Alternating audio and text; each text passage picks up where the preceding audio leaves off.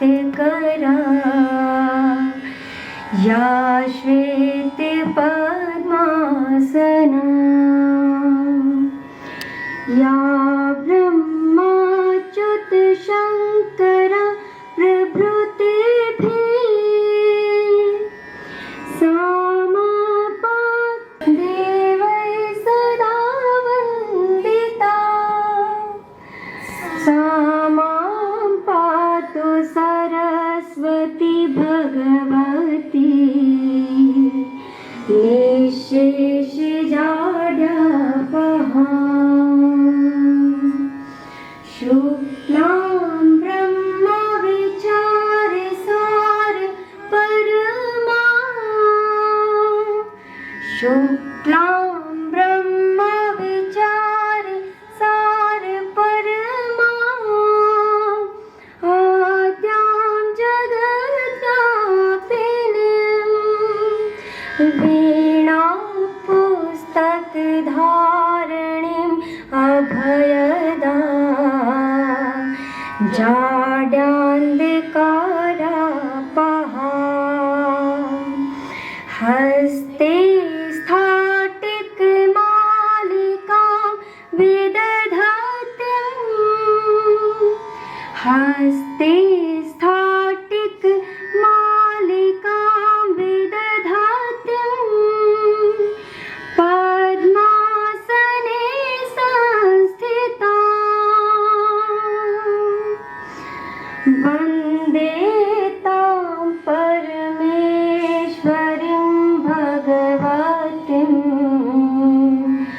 बुद्धिप्रदां शारदां बुद्धिप्रदां शारदां बुद्धिप्रदां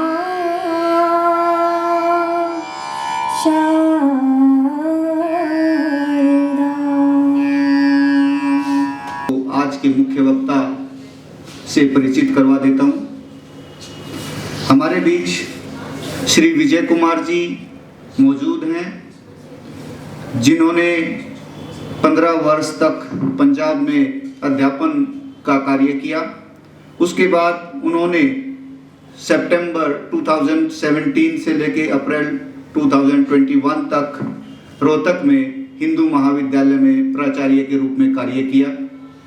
इस दौरान उन्होंने महाविद्यालय में शिक्षकों की कमी को देखते हुए वहाँ पर जो खाली पद थे उन पदों को भरने का काम किया और अपना योगदान शिक्षा के क्षेत्र में ऐसे ही वो देते रहे हैं। और उसके बाद उन्होंने हिंदू महाविद्यालय के प्राचार्य के बाद आज के टाइम पे वर्तमान में श्री विजय कुमार जी आचार्य के रूप में भौतिकी विभाग इंदिरा गांधी विश्वविद्यालय में कार्यरत हैं और आज हमारे बीच में आज के समारोह के मुख्य वक्ता के रूप में मौजूद हैं।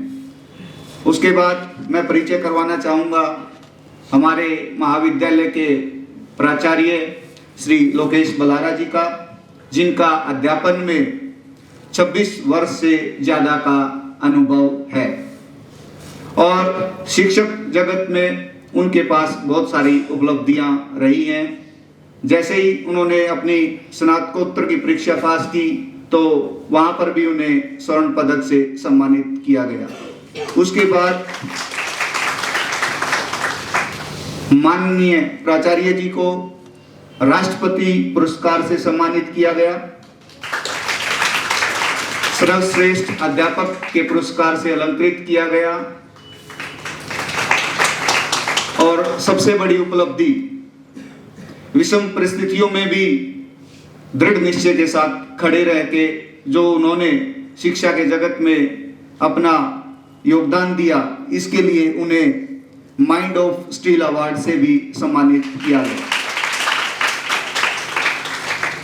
और आज के कार्यक्रम के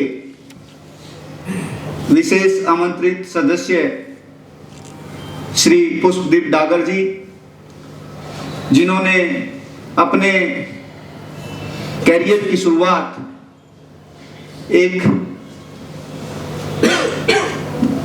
बैंक से स्टार्टिंग की, वहाँ पर उन्होंने मैनेजर के रूप में कार्य किया और उसके बाद अध्यापन के कार्य को 2011 में उन्होंने ज्वाइन किया। तब से वो इस कार्य के साथ, अध्यापन के साथ जुड़े हुए हैं और साथ में सामाजिक कार्यों में उनकी रुचि किसी से छुपी हुई नहीं है। हमेशा वो सामाजिक कार्यों में बढ़ चढ़ कर भाग लेते रहे हैं और वर्तमान में वो सह आचार्य के पद पर कन्या महाविद्यालय रोहतक में कार्यरत है। धन्यवाद। मैं मंच पर आज के विशेष आमंत्रित सदस्य श्री पुष्पदीप डागर को आमंत्रित करूंगा कि वो आए और हमारे अध्यापकों और जो हमारे बच्चे यहाँ पर बैठे हैं उनको 2 शब्द कहें।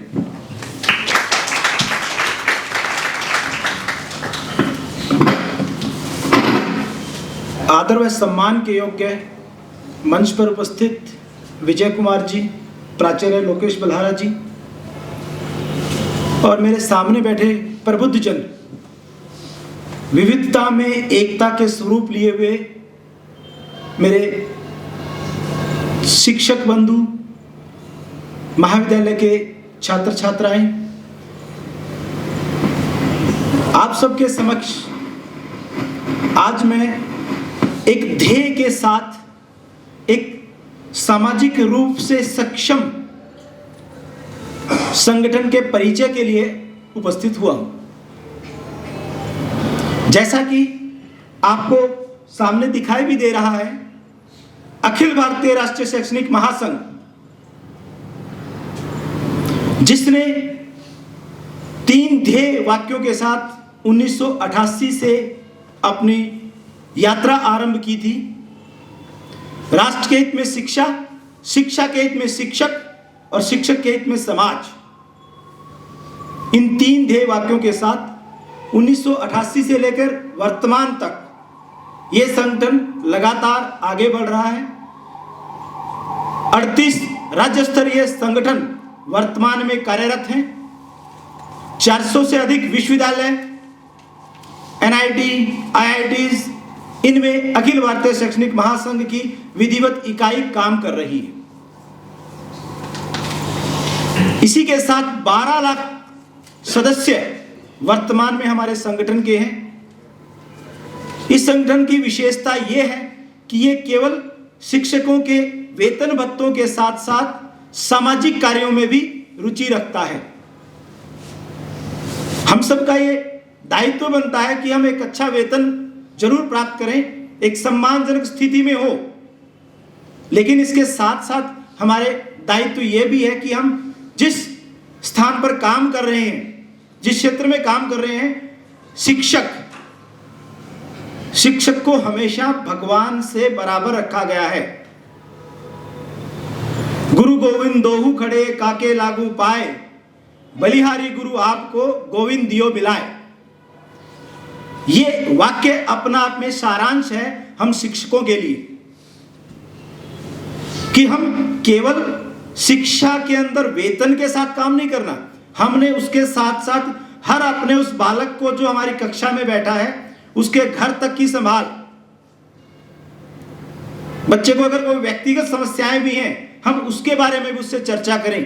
इस ध्येय वाक्य के साथ ही हमारा कर्तव्य पूर्ण होता है।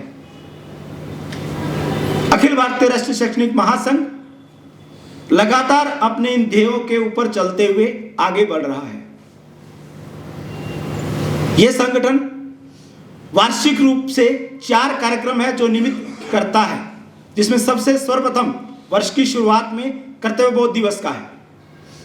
हम सब शिक्षक हैं, हम सबको अच्छे से याद है कि हमारा क्या कर्तव्य है। आपको अगर कुछ याद दिलाना, इसका अर्थ यह होगा कि सूर्य को दीपक दिखाना है, लेकिन फिर भी एक सामूहिक चर्चा के रूप में बातचीत जरूर करनी चाहिए।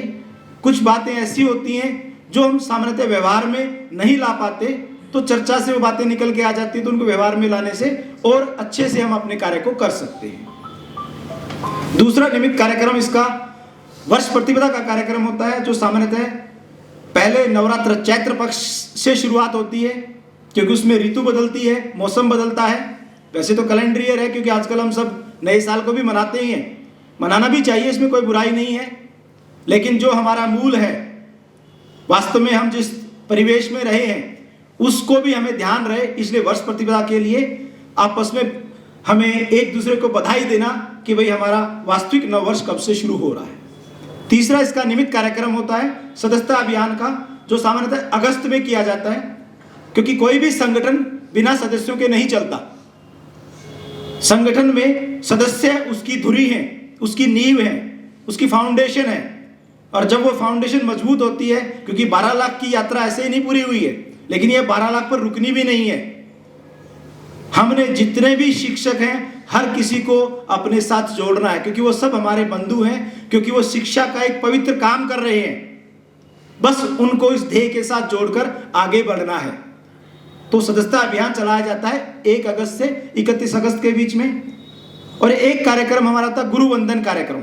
हम सबको दिशा दिखाने वाला कोई ना कोई गुरु है जिसने हमारे जीवन की, हमारे ये कह सकते हैं कैरियर की डायरेक्शंस को बदला है।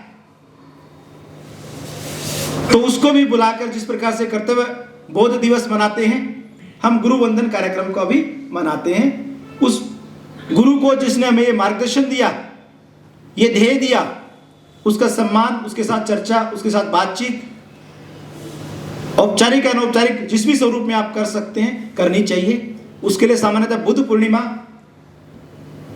जिसको हम कई बार ये कह देते हैं कि जी भगवान बृहस्पति का जन्मदिन है, और वो कहीं ना कहीं शिक्षा के देवता भी माने जाते हैं। जैसे माँ सरस्वती हमारे लिए पूजनीय है, तो इसलिए गुरु के स्वरूप में हम उसको मानते हैं कि वो प्रथम गुरु हैं जिन्होंने हमें ज्ञान के बारे में बताया। तो गुरु वंदन कार्यक्रम मनाते हैं। अब क्योंकि ये बात आती है कि जी सामाजिक भी है, तो समाज से संबंधित बहुत सारे ऐसे प्रकल्प भी हैं जो ये संगठन करता रहता है, जैसे पंचकर्म, परिवार प्रबोधन, पर्यावरण, इस प्रकार के सामाजिक कार्यों के अंदर भी ये संगठन लगातार बढ़ चढ़कर भाग लेता है।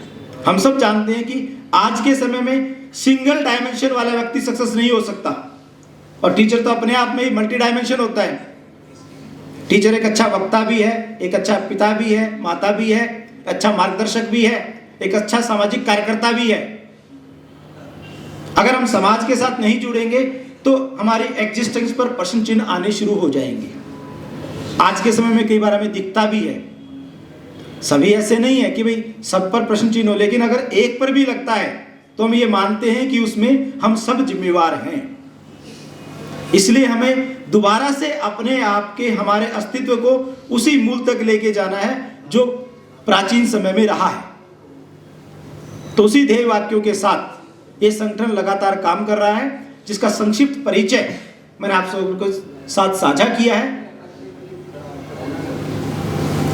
विषय के बारे में ज्यादा चर्चा विजय जी करेंगे, तो मैं उनका अधिक समय नहीं लूंगा, लेकिन आप सबसे एक अनुरोध, विनती जरूर करके जाऊंगा कि आप जिस भी क्षेत्र में काम करते हैं, सिर्फ अपने उस समय की मर्यादा में बंद करना रहे। कुछ समय हमें सामाजिक मुद्दों पर, बालकों के व्यक्तिगत व्यवहार के ऊपर, उनकी पारिवारिक समस्याओं तक हमें जरूर जाना चाहिए। अगर 100 में से एक भी बालक का हम ध्येय सही तरह से बना देंगे, सही डायरेक्शन में लेके चले जाएंगे, तो ये मान के चलना कि जी हमने एक बहुत पुण्य का काम किया है। प्रयास जरूर करना चाहिए। अक्सर ये सुनने में आता है कि जी हम एफर्ट्स करते हैं, लेकिन आजकल बच्चे सुनते नहीं हैं। लेकिन अगर हम बोलना ही बंद कर देंगे तो फिर तो बिल्कुल ही नहीं सुनेंगे। शिक्षक का तो धर्म होता है कि भी लगातार प्रयास करते रहना है, और अंतिम उस छोर तक, अंतिम उस बालक, हमारी कक्षा का अंतिम जो बालक है उस तक वो बात पहुंचे जो सबसे नीचे है, लेकिन उसको भी ऊपर लाना है। एक अच्छे इंटेलिजेंट बच्चे को बनाना कोई बड़ी बात नहीं है। अच्छा ये है कि जी जो सबसे नीचे बैठा हुआ है, निचले पायदान, अंतिम स्तर पर है, चाहे वो समाज के अंदर, चाहे वो कक्षा के अंदर है, उसे उठाकर ऊपर के पायदान तक लेके जाना, ये हमारा वास्तविक कर्तव्य है। तो इन सभी शब्दों के साथ मैं अपनी वाणी को विराम देते हुए आप सबका बहुत बहुत धन्यवाद करता हूं कि आप लोगों ने मेरी बात सुना। Thank you. कार्यक्रम को आगे बढ़ाते हुए और ज़्यादा टाइम ना लेते हुए मैं आज के मुख्य वक्ता श्री विजय कुमार जी से अनुरोध करूंगा कि वो मंच पर आएं और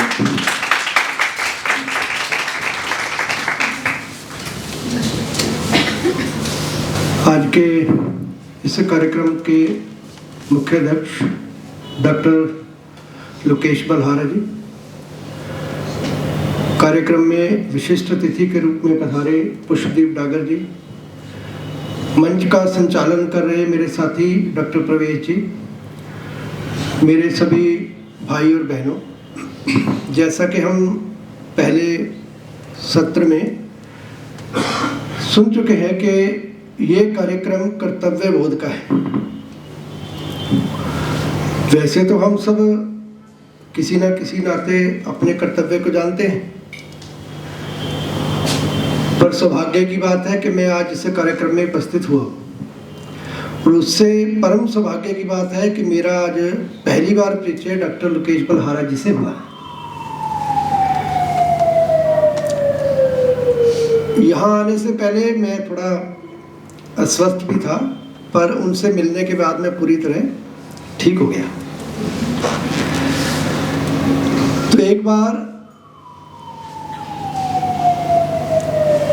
ऐसे ही सूट बूट टाई पहने व्यक्ति स्टेशन से उतरा और महीना जून का था। जून में तो भयंकर गर्मी होती है,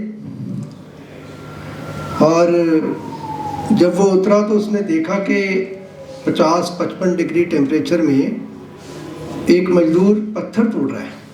तो उसके मन में प्रश्न आया कि इतनी गर्मी में, और उससे पूछता है भी इतनी गर्मी में पत्थर तोड़ रहा है, आराम कर। तो वो कहता है भाई तू अपना काम कर, मेरे को भगवान ने पत्थर तोड़ने के लिए बनाया है। और भगवान को कोसने लगता है। थोड़ा और आगे जाता है, फिर दूसरे मजदूर से बात करता है और कहता है भाई तू भी आराम कर ले, इतनी गर्मी है, बीमार हो जाएगा। वो अपनी जेब से लिस्ट निकालता है बड़ी लंबी, कहता है ये मेरे को परिवार वालों ने लिस्ट दी है, घर में राशन लेके जाना है, काम करूंगा तो काम कर पाऊंगा, राशन लेके जा पाऊंगा। तो बाबूजी आप अपना काम कीजिए और मुझे मेरा काम करने दो। थोड़ा और आगे जाता है तो देखता है कि एक व्यक्ति पूरे मन के साथ पत्थर तोड़ रहा है, भगवान राम के गीत गा रहा है। तो ये जो सूट बूट पहने व्यक्ति देखता है, उसके मन में शंका होती है कहीं ये पागल तो नहीं, इतनी गर्मी में। उसके जाकर पूछता है भाई इतनी गर्मी पड़ रही है और तू इतने आनंद के साथ काम कर रहा है। कहता है बाबूजी ये जो मैं पत्थर तोड़ रहा हूँ ना, ये सामने बनने वाले मंदिर में लगने वाला है, उसकी नींव में लगेगा, उसके मंदिर जब बनेगा उसकी घंटियों की आवाज़ मेरे कानों तक पहुँच रही है, इस बात को आप नहीं समझ पाओगे। तो ऐसे ही पंडित नेकीराम कॉलेज के जो शिक्षक हैं उस नींव को तैयार कर रहे हैं हंसते खेलते। एक बार उन शिक्षकों को भी बहुत बहुत नमस्कार और अपने लिए एक बार तारीफ जरूर।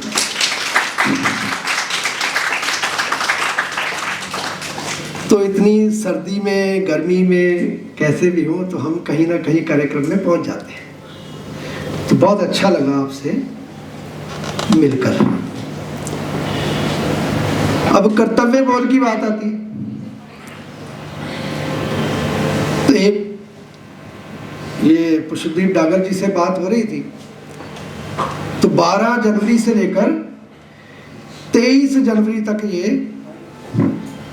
इस दिन के अंदर अंदर ये सब अपने कार्यक्रम करते हैं विभिन्न कॉलेजेस में जाकर, ताकि युवा दिवस से शुरू करके पराक्रम दिवस तक उसका समापन हो पाए।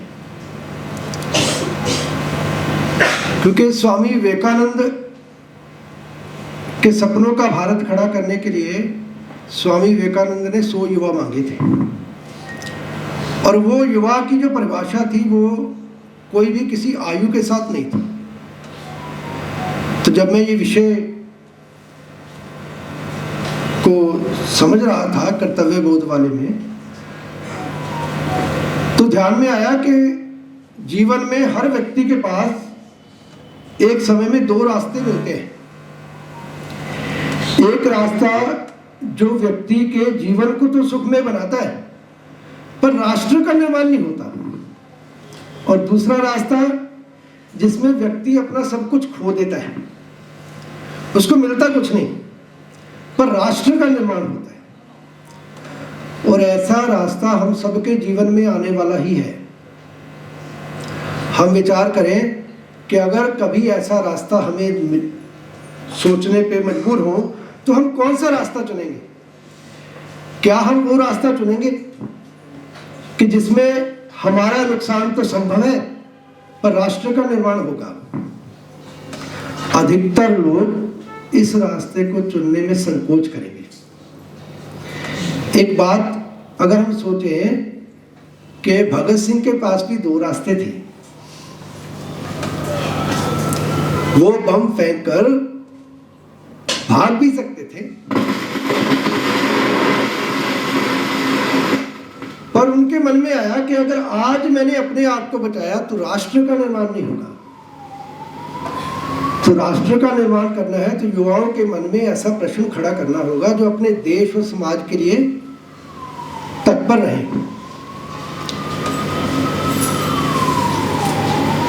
तो आज हम सबको शिक्षक हैं चाहे शिक्षार्थी हैं, ये हमें अपने मन में धारण करना ही होगा कि हमें जीवन में ऐसे कभी ना कभी दो अवसर मिलने ही वाले।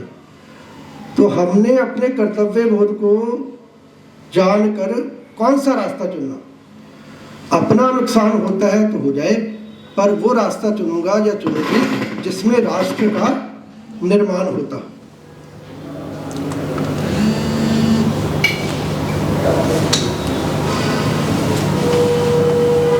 तो ये राष्ट्र शब्द की परिभाषा भी कई बार हम उस चक्कर में पड़ जाते हैं। तो पहला तो हमें कर्तव्य बोध में ये चीज ध्यान रखनी है। दूसरा कि मैं जहां पर काम कर रहा हूं या काम कर रही हूं तो मेरे जीवन में सबसे महत्वपूर्ण क्या है? मेरे जीवन में सबसे महत्वपूर्ण है संस्कार। कर्तव्य बोध के साथ साथ तो ये संस्कार की परिभाषा भी अगर ध्यान दें तो उदाहरण आता है माता जीजाबाई का। जब छत्रपति शिवाजी का जन्म होना था, वो अपने माँ के गर्भ में थे, तो 7वें 8वें महीने में जीजाबाई के सब सखियां पूछती हैं क्या खाने का मन कर रहा है, अक्सर पूछा जाता है। पर जीजाबाई ने कहा मेरे मन में तो ये आ रहा है कि मैं दोनों हाथों में खड्ग लूं और दुष्टों का संहार करती चली जाऊं, क्योंकि उन दिनों हिंदू को हिंदू कहना भी पाप था। तो ऐसे संस्कार जब माता ने अपने मन में धारण किए तो किस बालक की उत्पत्ति हुई, किस बालक का जन्म हुआ? वो छत्रपति शिवाजी बने और हिंदू साम्राज्य की स्थापना की। और तो और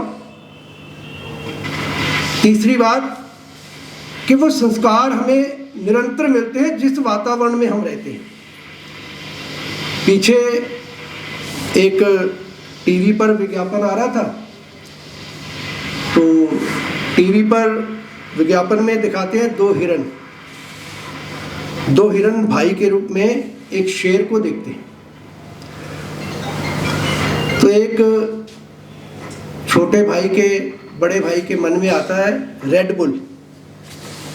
तो छोटा भाई बड़े भाई से पूछता है क्या भैया इसको पीकर हम शेर से तेज दौड़ पाएंगे? तो बड़ा भाई कहता है नहीं, मुझे शेर से तेज नहीं पर तेरे से तेज दौड़ पाऊंगा।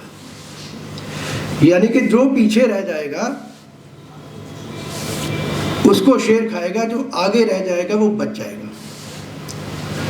तो कभी कभी इन विज्ञापनों को देखते देखते हमारा जो विकास होता है मानसिक जीवन में, तो उसमें भी हम लाइफ को रेस मानते हैं जीवन को क्या मानते हैं? रेस। जबकि जीवन तो रेस नहीं है, जीवन तो जीने की कला है। अब वो कला कहां से आएगी? क्योंकि भारत को क्या बनाना है? नंबर 1 बनाना है। पूरे विश्व में क्या हो? भारत की जय जयकार हो। और युवा साथी बैठे हैं, तो 1947 में भारत से अलग होकर एक देश बना। कौन सा बना? पाकिस्तान। मिड 90s में क्या था? पूरे आईटी सेक्टर में, इंफॉर्मेशन टेक्नोलॉजी के सेक्टर में 90% दबदबा भारतीयों का था। तो एक तरफ था कंस्ट्रक्टिव माइंड, जहां युवा सब नई खोजों पे लगे थे, और दूसरी तरफ पाकिस्तान के 2 युवा जिन्होंने सबसे पहला कंप्यूटर वायरस बनाया। तो उन युवाओं ने अपने देश को कहां लाकर खड़ा किया, और आज हम विकसित भारत का संकल्प करते हुए 2047 तक भारत को विकसित बनाने की बात कर रहे हैं। तो ये हमारे पूर्वजों का कर्तव्य बोध ही था, जो आज हम इस कड़ी पर आकर खड़े हैं कि हम भारत को विश्व गुरु बनता हुआ देख रहे हैं। तो ऐसे युवाओं को भी हम नतमस्तक हैं कि उन युवाओं की वजह से आज हम इसकी बात करने के काबिल हुए। अब युवा, स्वामी विवेकानंद ने कभी भी युवा को आयु से नहीं माना। युवा वो जिसके जीवन में उमंग तरंग हो, कुछ नया करने की इच्छा। तो भारत के 141 करोड़ लोग हर रोज यही कामना करते हैं कि भारत क्या हो? विश्व विजयी हो और नंबर 1 हो। तो भारत ने आज़ादी से पहले और उससे भी पहले जो मुगलों का काल आया, बहुत तरह के तंज झेले। और उसके बाद जब फ्रेंच आए, डच आए, पुर्तगाल आए और अंग्रेज भी आए, तो उन्होंने भी भारत को लूटने का पूरा काम किया।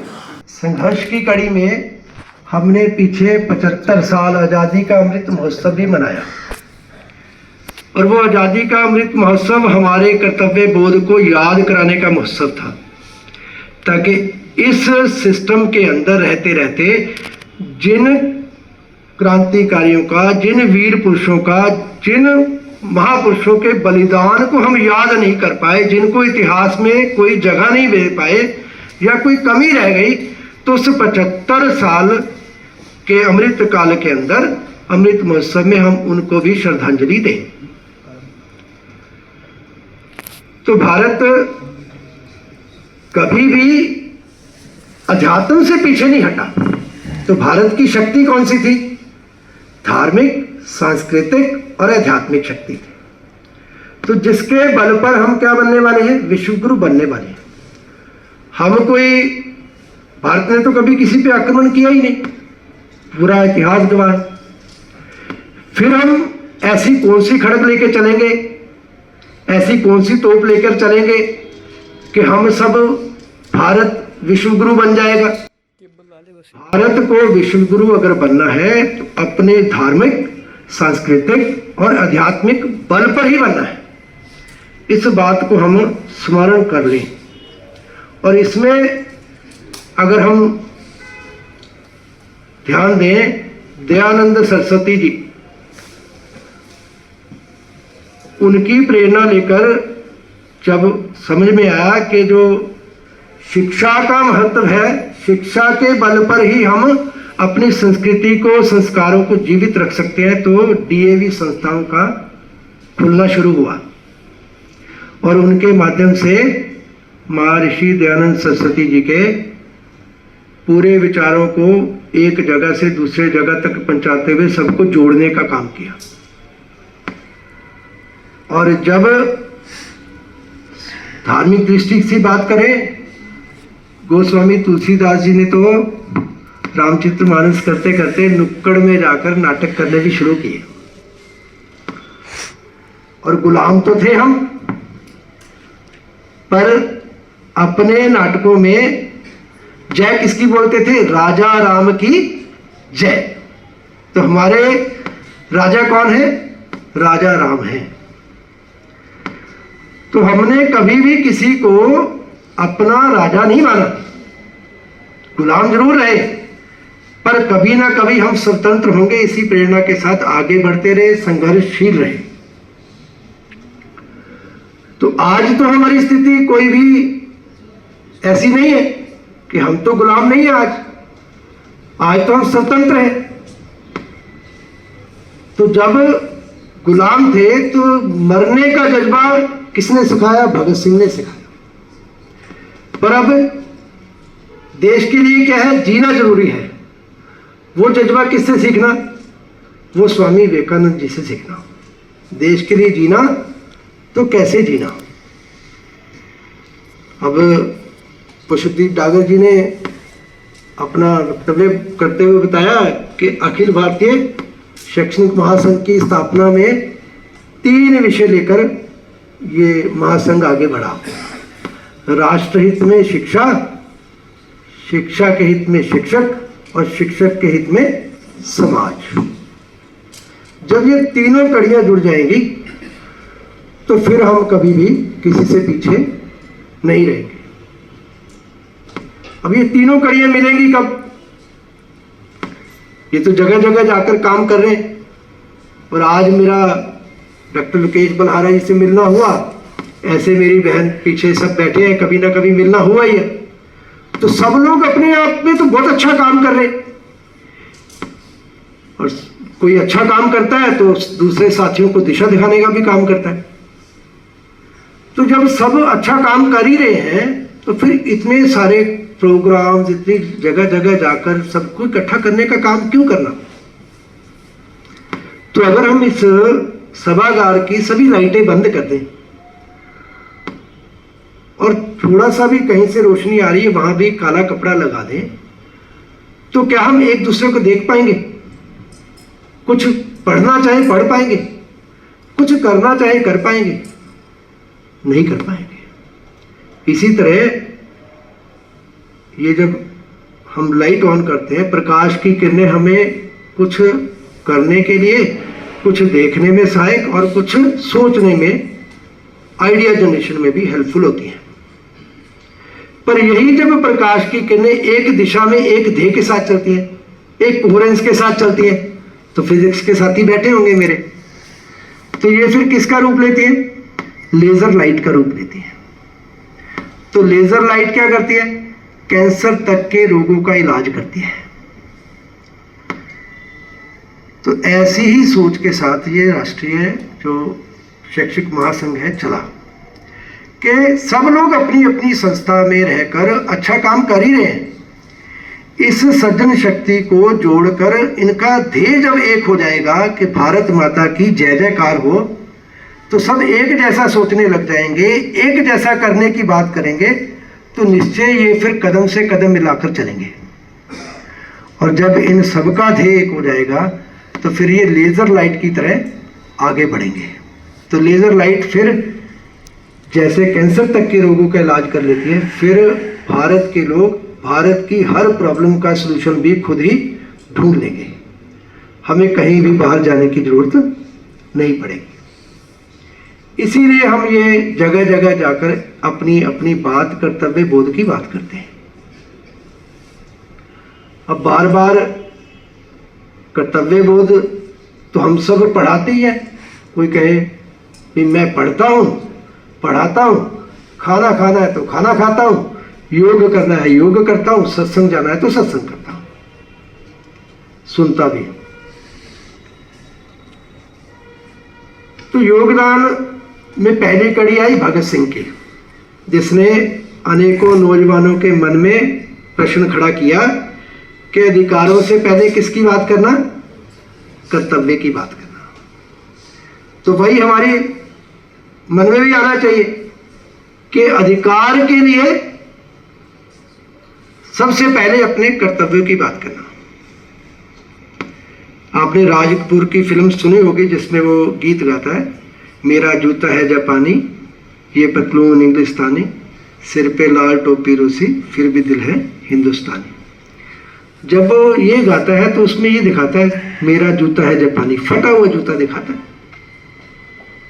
वो दिखाता है कि जापान के प्रोडक्ट्स कितने फेल है।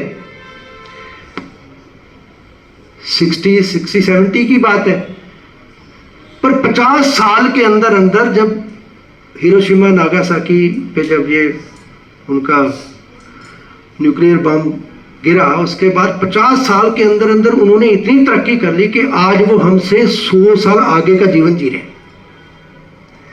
तो वो भी देशभक्ति की वजह से जी रहे। जो भी काम करना राष्ट्रहित में होगा तो ही करूंगा, अगर राष्ट्रहित में नहीं है तो मेरा नुकसान हो रहा है तो हो जाने दो। तो पूरे विश्व को भी टोटल क्वालिटी मैनेजमेंट का फंडा दिया। टोटल क्वालिटी मैनेजमेंट किस किस ने सुना अभी तक? कोई मैनेजमेंट के साथी बैठे होंगे? इंग्लिश में 3 वर्ड्स यूज करते हैं, TQM, और उसके बाद दिया 6 सिग्मा। ढूंढना इसको गूगल पर जाकर कि 10 लाख प्रोडक्ट बनाए तो प्रोडक्ट फेलियर का चांस क्या हो? 1 हो। इतनी परफेक्शन के साथ काम करेंगे।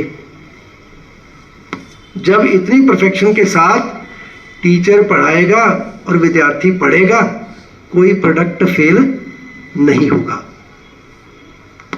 अगर विद्यार्थी सोच ले कि मैं टॉपिक छोड़कर इंजीनियर या डॉक्टर या टीचर नहीं बनूंगा, तो आने वाला कल क्या होगा? सुखद होगा। अधिकारों की रक्षा भी कैसे करनी? जगदीश चंद्र बोस का नाम सुना होगा, फिजिसिस्ट थे, इंग्लैंड से पढ़ाई करके आए तो प्रेसिडेंसी कॉलेज लंदन में टीचर की नौकरी ज्वाइन की। उन दिनों 2 कैटेगरी होती थी टीचर्स की, एक इंपीरियल कैटेगरी और एक प्रोविंशियल कैटेगरी। जो भारतीय थे वो प्रोविंशियल कैटेगरी में काम करते थे और जो फॉरेन के थे उनको इंपीरियल क्लास में कैटेगरी दी गई थी। तो काम सब एक था, पढ़ाते वही थे सब, पर सैलरी जो है भारतीय वैज्ञानिक को कितनी मिलेगी? भारतीय टीचर को 1/3 मिलेगी। तो सत्याग्रह कैसे किया जगदीश चंद्र बोस ने? 3 साल तक पढ़ाते रहे पर सैलरी नहीं ली।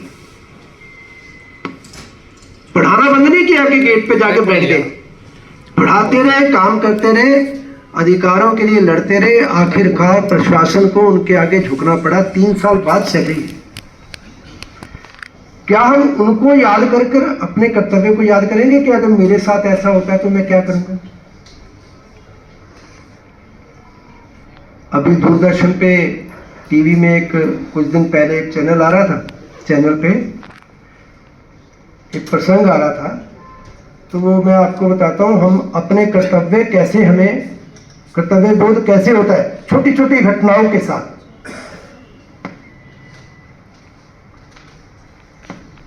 उसमें लाला हरदयाल का नाम किसने सुना है? लाला हरदयाल नहीं सुना होगा।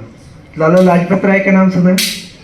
हाँ, उसी टाइम पीरियड में लाला हरदयाल भी बहुत बड़े लेखक थे, क्रांतिकारी लेखक थे, जिनकी एक लेखनी पढ़कर युवा देश के लिए मर मिटने को तैयार हो जाते।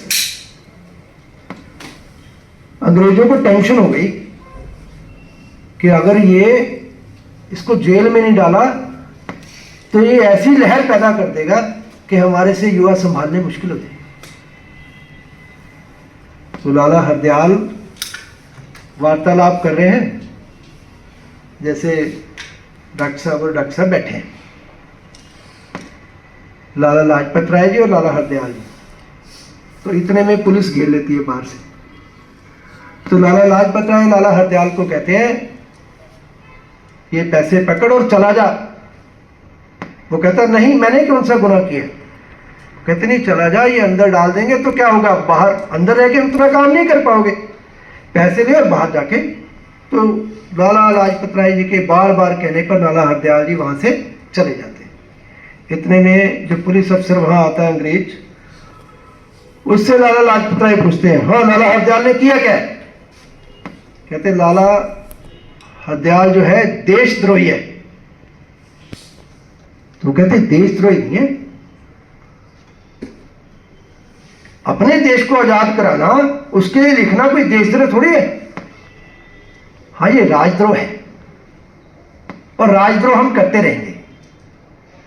तो मन में विचार कीजिए कि हम सब अलग अलग राजनीतिक विचारों की हो सकते हैं, पर जब हम वार्तालाप करते हुए, काम करते हुए, बात करते हुए कहीं हम राजद्रोह के चक्कर में देशद्रोह तो नहीं करने लग जाते। इस बात की भी चिंता करनी है युवाओं को और यहां बैठे टीचर्स को भी। राजद्रोह आजादी से पहले भी होते हैं, आजादी से बाद भी होते हैं, पर राजद्रोह देशद्रोह में ना बदल जाए उस बात की चिंता भी करनी और युवाओं को मार्गदर्शन भी दिखाना। क्योंकि योगी अरविंद कहते हैं कि राष्ट्र, कौन सा राष्ट्र तरक्की करता है? वही राष्ट्र तरक्की करता है जिसके समाज में अतीत का गौरव, वर्तमान की पीड़ा और भविष्य के सुनहरे सपने होते हैं। अतीत के गौरव को भूलना नहीं, वर्तमान की पीड़ा को ध्यान में रखना और भविष्य के सुनहरे सपने देखना ही है। और हम देखेंगे ही। जैसे हम कोई परेड देखने जाते हैं ना, 26 जनवरी, 15 अगस्त, तो उस परेड की खूबी क्या होती है? अब सिर्फ आपसे पूछना है मुझे, उस परेड को जब देखने जाते हैं तो उसकी खूबी क्या होती है? कब वो परेड अच्छी लगती है हमें? कोई भी अपने में से? हाँ जी। सभी ग्रुप एक साथ कदम बढ़ाते हुए चलता है। हाँ, जब कदम से कदम मिलाकर चल रहे हैं, एक साथ हाथ और एक साथ पांव मिलकर चल रहे होते हैं, तभी वो क्या लगता है? बढ़िया लगती है। और उस पेड़ में आपने देखा होगा छोटी छोटी टुकड़ियों में 100, 150, 50, 75 इस संख्या में लोग रहते हैं। पर आप सोचो कि जब हम सबका ध्येय एक हो जाएगा और सब कदम से कदम मिलाकर चलेंगे तो वो नजारा कैसा होगा?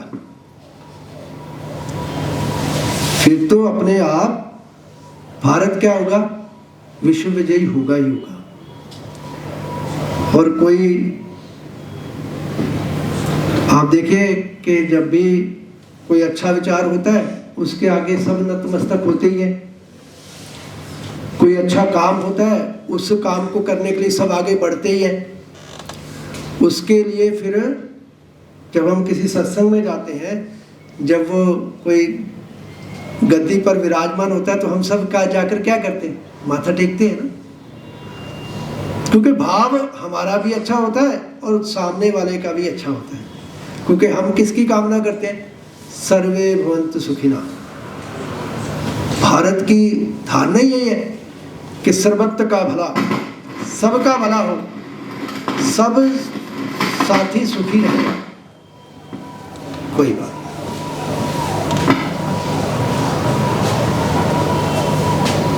तो अब वर्तमान परिप्रेक्ष्य में अगर बात करें तो हमारे कर्तव्य क्या होने चाहिए?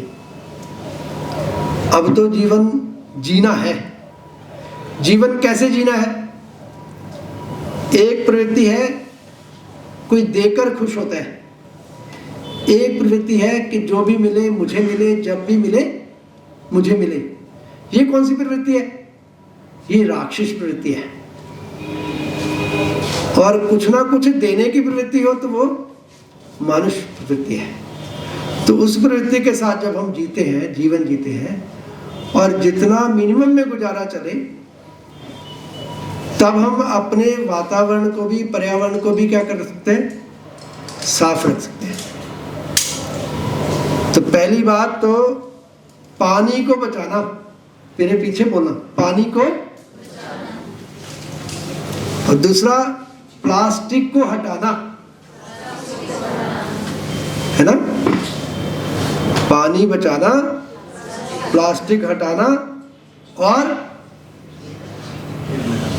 हाँ जी, पेड़ लगाना। 3 चीजें तो अपने जीवन में ग्रहण करके ही जाना इस सभागार में। फिर हम मान लेंगे कि जो भी पढ़ाई की हमने वो आगे जाकर हमें कुछ ना कुछ बनाने वाली है। इसके साथ साथ जो मेरे क्योंकि विद्यार्थी बैठे, तो ये भी प्रतिज्ञा लें कि मैं कोई भी टॉपिक छोड़कर अपनी पढ़ाई आगे नहीं बढ़ाऊंगा या नहीं बढ़ाऊंगी। सभी विषयों पर ज्ञान लेकर, जिसकी मैं पीजी कर रही हूँ, है ना, तभी आगे बढ़ूंगी और देश हित में काम करूंगी। अभी तो मैंने एक जगदीश चंद्र बोस का उदाहरण दिया। आप सोचिए कि अगर यहाँ ज्योग्राफी के बैठे, ज्योग्राफी के कोई टीचर बैठे हो, कोई स्टूडेंट बैठा हो, हाँ, ज्योग्राफी वाले बहुत अच्छी तरह जानते हैं कि नाम हुआ पीएन बोस, प्रमथा नाथ बोस।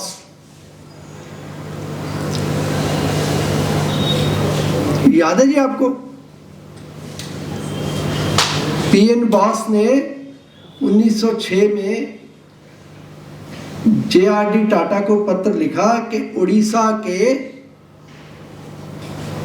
अब वो मैं लोकेशन का नाम याद रखूंगा, उड़ीसा में इस जगह पर आयरन ओर है, आप वहां जाकर आयरन निकालने की फैक्ट्री लगाएं। सोचिए अगर वो जियोलॉजिस्ट उसको रास्ता ना दिखाता टाटा को, तो आज टाटा स्टील, टाटा आयरन, हम भारत यहाँ तक ना पहुँच पाता।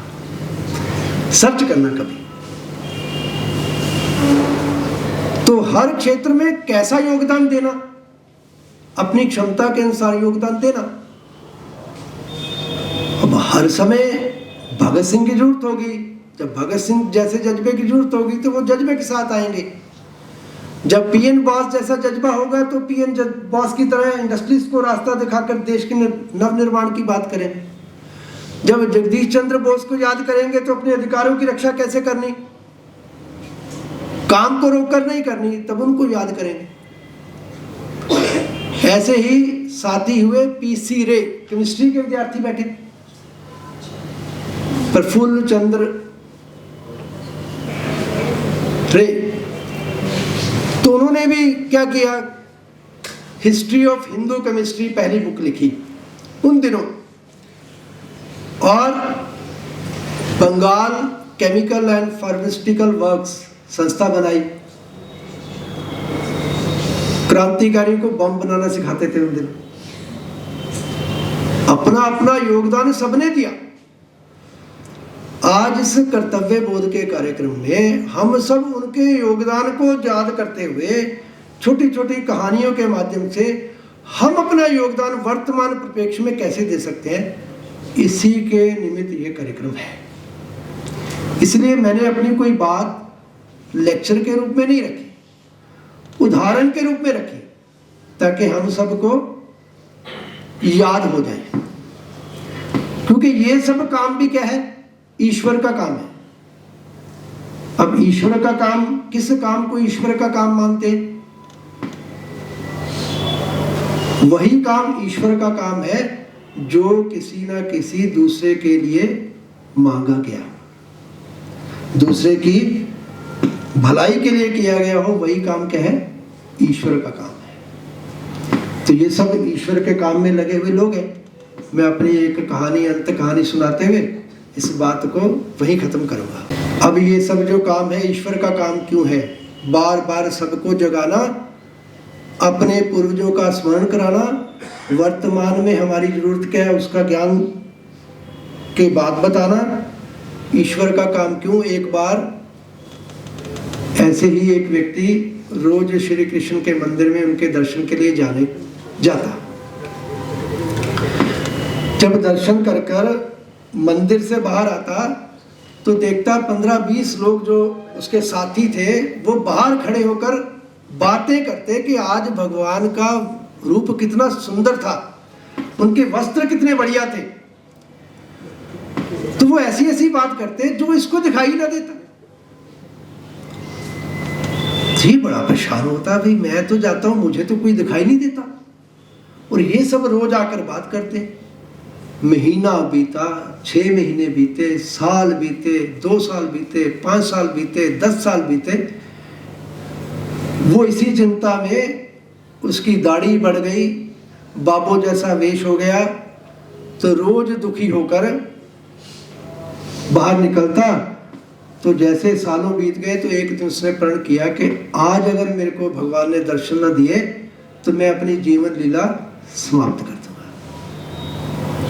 और इसी 10-15 सालों में उसी एरिया में, उसी जगह से, उसी मंदिर में एक कुष्ठ रोगी भी जाता था, जो भगवान को ये कहता है कि मेरा भगवान कुष्ठ रोग ठीक कर, और उसका कुष्ठ रोग ठीक नहीं हो रहा।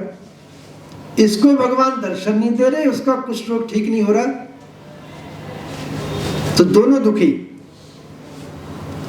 जिसको दर्शन नहीं हो रहे उसने तय कर लिया कि मैं आज जाऊंगा, अगर मुझे दर्शन नहीं हुए तो मैं अपनी जीवन लीला समाप्त करूं।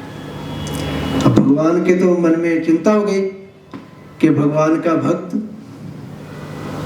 तो भक्ति तो 2 तरह की है, एक सकाम भक्ति, एक निष्काम भक्ति। अब मेरे जैसा आदमी जाता है मंदिर में और कहता है मेरा भगवान ये काम करा दी, मैं 150 रुपए का प्रसाद चढ़ाऊंगा, तो सकाम भक्ति है, सब करते हैं। उससे नहीं मांगेंगे तो किससे मांगेंगे। अब एक भक्ति निष्काम, मांगना कुछ नहीं, प्रभु दर्शन दो। तो भगवान को हो गई चिंता। तो हुआ क्या, भगवान जी साधु के वेश में कुष्ठ रोगी के पास गए। कहते भी हाँ भाई क्या हाल है। कहता भी हाल तो बहुत खराब है। कहते तू रोज मंदिर करने क्या जाता है, यहाँ से एक बाबा गुजरता है, बाबा के पैर पकड़ दियो, बाबा तेरा कुष्ठ रोग ठीक कर देगा। तो भगवान कहते पर है वो बहुत चला, तू पैर पकड़ेगा उसने मानना नहीं, और उसके पैर तब तक नहीं छोड़ना जब तक वो ये ना कह दे कि जा भगवान तेरा भला करे। तो अगला दिन होता है, उधर से वो आ रहा है कि मैं जीवन लीला समाप्त करूंगा, इधर से कुष्ठ रोगी क्या करता है, पैर पकड़ देता है उसके। तो वो कहता है जा भाई मैं तो खुद दुखी हूं, मेरे से क्या मांगता है। कहते नहीं, मेरा उद्धार तो ये कर सकता है। अंत में स्थिति ऐसी आती है, जा भगवान तेरा भला करे, उसका कुष्ठ रोग ठीक हो जाता है। जैसे ही गेट पे पहुंचता है, भगवान विराट रूप में दर्शन देते हैं। तो उधर से भक्त के आंख में आंसू, उधर भगवान के आंख में आंसू। तो कहते इतनी देर कर दी। भगवान कहते हैं भाई मेरे दर पे तो सब आते थे सकाम भक्ति के साथ, निष्काम भक्ति के साथ तू आता था, और मैं तेरे को दर्शन क्या, मैं तेरे को मिलना चाहता था, पर मेरे पास कोई ऐसा रास्ता नहीं, तू कभी कुछ मांगे तो मैं शक्ल दिखाने के काबिल हूं। तो जो सबके लिए कुछ ना कुछ मांगता है, फिर भगवान उसको कुछ ना कुछ उससे मिलने के लिए आतुर रहते हैं। इसीलिए ये सब काम क्या है, ईश्वर का काम है। तो ईश्वर रूपी आत्मा के साथ आप सब यहाँ हैं, और इसी आशा के साथ कि हम सब अपने कर्तव्य को, बोध को जानते हुए हम सब अपने अपने काम में लग जाएंगे। क्योंकि गिलहरी ने भी अपना योगदान दिया था, राम मंदिर बन रहा है तो गिलहरी की भी प्रतिमा लगी है, तो उसी रूप में हम भी कभी ना कभी जाने जाएंगे। तो इसी आशा के साथ आप सबका बहुत बहुत धन्यवाद। सर ने बहुत ही प्रेरणादायी वक्तव्य दिया, तो मैं सर का धन्यवाद करता हूं कि उन्होंने इतना प्रेरणादायी वक्तव्य सभी शिक्षकों और विद्यार्थियों के लिए दिया। अब आज की कड़ी में लास्ट मैं हमारे महाविद्यालय के प्राचार्य श्री लोकेश बलारा जी को आमंत्रित करूंगा कि वो मुख्य अतिथि के लिए वोट ऑफ थैंक्स के लिए आएं और अपने शब्दों से सबको आनंदित करें। जैसे कि सर ने बताया, मैं ज़्यादा टाइम नहीं लूँगा आप लोगों का। कर्तव्य बोध, दो वर्ड हैं। अगर मैं इसको साइकोलॉजिकली समझने की कोशिश करूं थोड़ा सा, तो बहुत सिंपल सी बात है, सेंस ऑफ ड्यूटीफुलनेस। आप अपनी ड्यूटीज़ को कितनी अच्छी तरह निभाते हैं। अब ये सेंस कहाँ से डेवलप होगी? तो इसका बहुत आसान सा एक तरीका है जिसको हम कहते हैं सेल्फ रिफ्लेक्शन। सेल्फ रिफ्लेक्शन मतलब अपने आप को आप समझें। अगर आप अपने आप को समझेंगे तो ऑटोमेटिकली ये जो सेंस ऑफ ड्यूटी है ये आप में डेवलप होगी। अपने आप को समझना मतलब आप अपनी थिंकिंग को समझें, अपनी फीलिंग्स को समझें और अपने एक्शंस को समझें। थिंकिंग, फीलिंग एंड एक्शन, इन तीनों चीज़ों को अगर आप समझते हैं, समझना मतलब उसको इंटरनलाइज करें। आप डेली, एक छोटी सी एक्सरसाइज बताता हूँ मैं आपको। आप डेली अगर ये एनालाइज करते हैं कि मैंने आज क्या क्या सोचा, मैंने आज क्या क्या महसूस किया, फील किया, और मैंने आज क्या क्या एक्शंस किए, अगर आप तीनों चीज़ों को एक बार दिन में एनालाइज कर लेते हैं तो you can become a better human being. आपका बिहेवियर अच्छा हो जाएगा, आपकी थिंकिंग, फीलिंग, ये सारी चीज़ें अच्छी हो जाएंगी। आपको ख़राब चीज़ें कम दिखने लगेंगी दुनिया में और अच्छी चीज़ें ज़्यादा दिखने लगेंगी दुनिया में। आप जानते होंगे कि हमारे जो माइंड है, it is a kind of mirror, और वो भी एक फ्लेक्सिबल मिरर है। आप उसमें जो चाहें वो देख सकते हैं। अगर आप वर्ल्ड को अच्छा देखना चाहते हैं तो उसको एडजस्ट कर लीजिए थोड़ा सा मिरर को, आप वर्ल्ड को अच्छा देख पाएंगे। अगर वो मिरर आपने ठीक से एडजस्ट नहीं किया है तो आपको वर्ल्ड में बुराइयां ज़्यादा दिखाई देती हैं, अच्छाइयाँ कम दिखती हैं। वर्ल्ड एक ही है, दुनिया एक ही है, लेकिन बहुत सारे लोगों को उसमें सिर्फ कमियां दिखती हैं और बहुत सारे लोगों को उनमें सिर्फ अच्छाइयाँ दिखती हैं। चीज़ एक ही है, देखने का नज़रिया अपना अलग अलग होता है। तो ये चीज़ें हम आत्मबोध से डेवलप कर सकते हैं। सेल्फ एनालिसिस, तो अपने आप को एनालाइज करना बहुत ज़रूरी है, अपने बिहेवियर को एनालाइज करना बहुत ज़रूरी है। और बिहेवियर में तीन चीज़ होती हैं, हमेशा बताता हूँ मैं, थिंकिंग, फीलिंग एंड एक्शन। तो इन तीनों चीज़ों के ऊपर अगर हम फोकस करते हैं, इसको सेल्फ रिफ्लेक्शन बोला जाता है। अगर हमें सेल्फ रिफ्लेक्शन की स्किल अपने आप में डेवलप कर लें तो हम अपना भी भला कर पाएंगे, अपने समाज का भी भला कर पाएंगे और अपने देश का भी भला कर पाएंगे, उसके लिए कुछ पॉजिटिव कर पाएंगे। सर ने बहुत शॉर्ट नोटिस के ऊपर हमारा इनविटेशन एक्सेप्ट किया, इसके लिए मैं सर के लिए बड़ा आभारी हूँ, धन्यवाद भी करता हूँ सर का।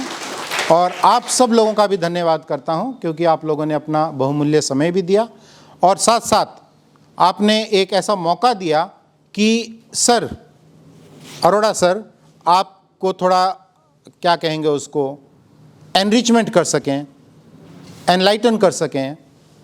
एनलाइटन टॉपिक के बारे में नहीं करना था, टॉपिक तो आप भी जानते हैं। एनलाइटन आपके सेल्फ को करना है, जो सर ने मेरे ख्याल से काफ़ी एग्जाम्पल्स देके और स्टोरीज़ के माध्यम से आपको समझाने की कोशिश की है कि किस प्रकार से हम अपनी थिंकिंग को चेंज कर सकते हैं। और थिंकिंग चेंज कर लेंगे तो हम पूरे समाज को, देश को चेंज कर सकते हैं, एक प्रोग्रेसिव तरीके में चेंज ला सकते हैं। Thank you so much, thanks for it.